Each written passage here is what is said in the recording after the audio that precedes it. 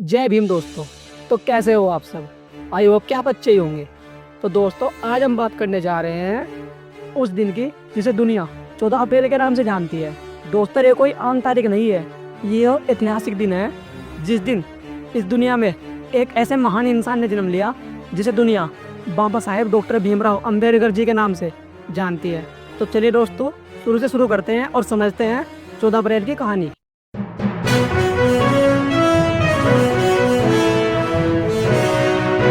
तो दोस्तों 14 अप्रैल सन 1891 मध्य प्रदेश के छोटे से कस्बे महू में एक ऐसा बालक जन्मा जिसका चेहरा भले ही मासूम था, लेकिन किस्मत में लिखा था देश की सोच बदलना। उनका नाम था भीमराव रामजी अंबेडकर। तो दोस्तों उन्होंने बचपन में बहुत संघर्ष किया। भीमराव अंबेडकर जी एक साधारण परिवार से थे। उनके पिता ब्रिटिश सेना में सूबेदार थे, पर फिर भी समाज ने उन्हें कभी बराबरी का हक नहीं दिया। स्कूल में जब पढ़ने जाते थे तो बाकी बच्चे बीच पर बैठते थे, तो उन्हें जमीन पर एक कोने में बिठा दिया जाता था। क्यों? क्योंकि वो छुआछूत समझे जाते थे और उन्हें प्यास लगती तो गड्ढा खुद नहीं छू सकते थे। कोई दूसरा अगर पानी डालता था, लेकिन उस नन्हे भीमराव के दिल में जलता था ज्ञान का दीपक। वो सोचते थे एक दिन में पढ़ लिख कर यह भेदभाव खत्म कर दूंगा। तो दोस्तों बीच में आर्थिक हालात इतने खराब हुए कि पढ़ाई छोड़ने तक की नौबत आ गई, पर उन्होंने हार नहीं मानी। मुंबई से लेकर अमेरिका तक, जहां उन्होंने कोलंबिया यूनिवर्सिटी न्यूयॉर्क से PhD की और लंदन स्कूल ऑफ इकोनॉमिक्स से कानून में डिग्री ली।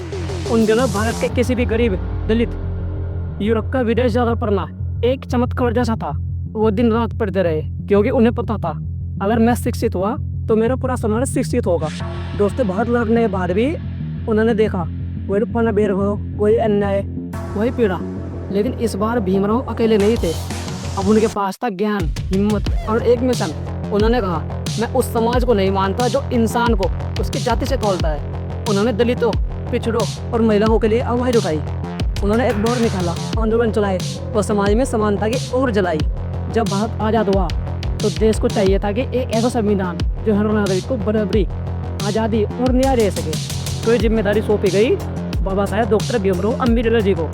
उन्होंने रात दिन मेहनत करके ऐसा संविधान बनाया जिसमें हर भारतीय को बोलने का अधिकार, धर्म की आज़ादी का अधिकार और समानता का हक मिला। उन्होंने कहा मैं ऐसा संविधान दूंगा जिसमें इंसान को इंसान होने का अधिकार मिले, और उन्होंने वो करके दिखाया। दोस्तों जीवन के आखिरी वर्षों में उन्होंने बुद्ध धर्म अपनाया क्योंकि उन्हें उस धर्म में बराबरी और करुणा दिखी। उन्होंने लोगों को यह सिखाया कि धर्म वो है जो इंसान को इंसान बनाए, न कि उसे नीचा दिखाए। दोस्तों हर साल 14 अप्रैल को जब हम उनका जन्मदिन मनाते हैं, सिर्फ इसलिए नहीं कि वो महान व्यक्ति थे, बल्कि इसलिए भी क्योंकि उन्होंने हमें सोचने, पढ़ने और जीने की आज़ादी दी। उनका संदेश आज भी उतना ही जीवित है। तो दोस्तों क्या संदेश है वो? शिक्षित बनो, संगठित रहो और संघर्ष करो। अगर समाज तुम्हें नीचे धकेलता है तो ज्ञान से उतना ही ऊंचे रखो कि समाज तुम्हें सलाम करे। बाबा साहेब डॉक्टर भीमराव अंबेडकर जी ने हमें सिखाया कि इंसान की असली पहचान उसकी जाति से नहीं, बल्कि उसका ज्ञान, उसका कर्म और उसकी सोच है। तो दोस्तों यही थी हमारे बाबा साहेब डॉक्टर भीमराव अंबेडकर जी के जन्मदिन की कहानी। दोस्तों अगर आप चाहते हैं कि हम ऐसे ही बाबा साहेब डॉक्टर भीमराव अंबेडकर जी पे या उनके बारे में ऐसे ही वीडियो बनाते रहे, आपका एक लाइक और एक कमेंट बहुत ज़रूरी है हमें आगे मोटिवेशन के लिए। तो इस चैनल को ज़्यादा से ज़्यादा शेयर कर दीजिए ताकि हमें मोटिवेशन मिलती रहे और हम ऐसे वीडियो लाते रहें। तो चलिए दोस्तों अगली वीडियो मिलते हैं, तब तक के लिए जय हिंद, जय संविधान।